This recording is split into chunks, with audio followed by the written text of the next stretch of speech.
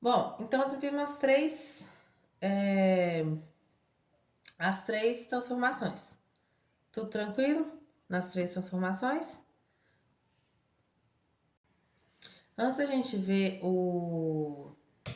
a fórmula que eu quero que vocês guardem, uma das fórmulas, a gente vai passar para ver rapidinho aqui as escalas, tá? A escala Kelvin, as leis de Charles e Gay-Lussac, tá? Isso aqui vocês vão ver bem, a Kelvin, Fahrenheit, vocês vão ver mais a física, rapidinho, pra gente lembrar. Então, o que é a escala Kelvin? A gente usa, né, no Brasil, em alguns países, a escala Celsius, que a gente chama de graus Celsius, tá? Ou uma escala centígrada. Então, a escala Celsius, ela é esse C grandão aqui do Celsius, tá? Ela tem um grau. A escala Kelvin, a gente fala que ela é absoluta. O que é isso? Ela não é dividida em graus, tá? Ela é só o K maiúsculo, beleza? E o que acontece, então? Eu tenho, porque em alguns países a temperatura é dada em Kelvin, né?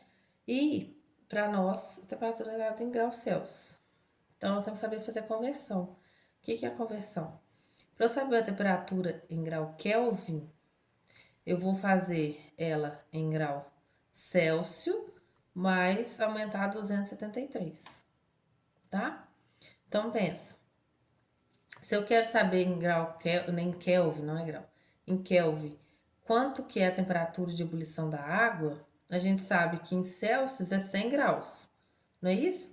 Mais 273 dá 373. Então a temperatura em Kelvin de ebulição da água é 373 Kelvin, tá? Já ouviram falar do zero absoluto? Então, o zero absoluto foi a menor temperatura que eles conseguiram chegar em laboratório. Não existe uma temperatura menor. E foram medir um valor de menos 273 graus Celsius. Mas para não ficar muito usando várias coisas negativas, né? Eles tentaram facilitar colocando isso como zero Kelvin. Então, a partir dele, abaixo de zero Kelvin não existe temperatura Kelvin negativa. Todas são positivas, tá? Ao contrário da graus Celsius. Beleza? Então, é mais uma conversão mesmo. Depois vocês vão ver mais isso na física. Bom, e o que significa isso? Essas leis aqui de Charles e Gay-Lussac, pode ficar tranquilo, só para vocês entenderem uma coisinha. A pressão em Kelvin, ela é proporcional, mas em Celsius ela não é proporcional. O que significa isso? Significa que os dois são proporcional, mas não proporção direta. Significa que a pressão a 1 atm, aqui ó, 1 atm, eu tenho 0 graus Celsius, tá? A 1 atm sempre tem 0 graus Celsius, é o que eles colocaram, né? Eles definiram, tá? Então eu não tenho uma coisa saindo da origem, dos pontos 0, 0. Eu tenho uma reta sempre saindo do ponto 1, 0. Não, 0, 1. Isso, confundi. X0 e Y1. Beleza? Em Kelvin já é diferente, porque na pressão 0 eu tenho 0 Kelvin. Então na pressão 1, que seria mesmo o valor aqui, ó, eu já tenho 273 Kelvin. Beleza? Que seria na verdade o 0 graus Celsius.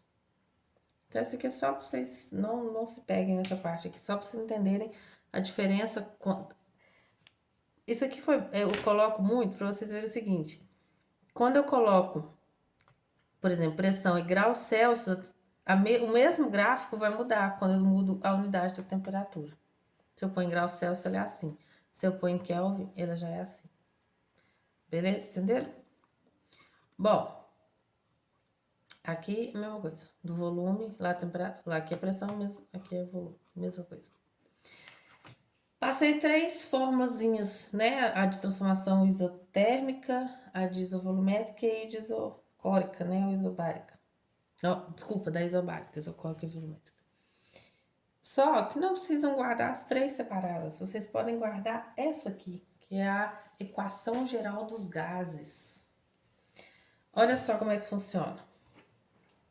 O que é isso? Significa que, num tempo 1, o gás tem uma pressão, volume e temperatura tal. No tempo 2, esse gás vai ter uma pressão, volume e uma temperatura diferente. Beleza? Só que quando eu faço a multiplicação, dividido por esse, multipliquei isso por esse, essa parte da igualdade vai ser igual a essa aqui, tá? Por isso que é uma constante, tá? O que significa? Bom, se eu guardar essa, um caminho bem andado já, por quê? Se eu quero saber de uma transformação isotérmica, ou seja, que não varia minha temperatura, é só eu vir aqui e tampar o T. Por quê? O T inicial vai ser igual ao T final, então eu não vou usar ele na minha fórmula. Então, vai virar isso aqui, ó. E voltem lá na página para vocês verem que P1 vezes V1 é igual a P2 vezes V2, já é a fórmula de transformação isotérmica. A mesma coisa se for pressão constante, né? Se for isobárica, eu vou pegar que P1 é igual a P2. Então, eu tiro aqui, ó, P1 e P2. Quando eu tiro, não fica a fórmula que tá lá em cima, né? E quando eu ponho volume constante, olha aqui, ó, a fórmula fica essa. Beleza?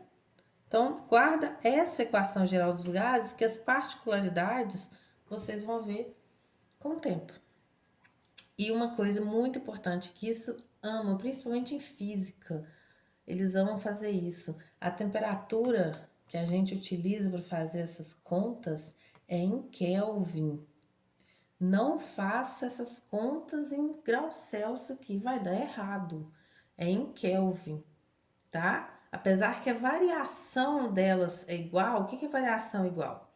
De 0 a 100 graus Celsius tem 100 graus, beleza? E de 0 a 100 Kelvin, vamos pensar assim, né? Ou 273 Kelvin a 373 Kelvin, também tem 100 partes. Então, a variação é igual, mas o número que eu vou dividir aqui não é o mesmo, tá? Então, não posso deixar de transformar em Kelvin. Beleza?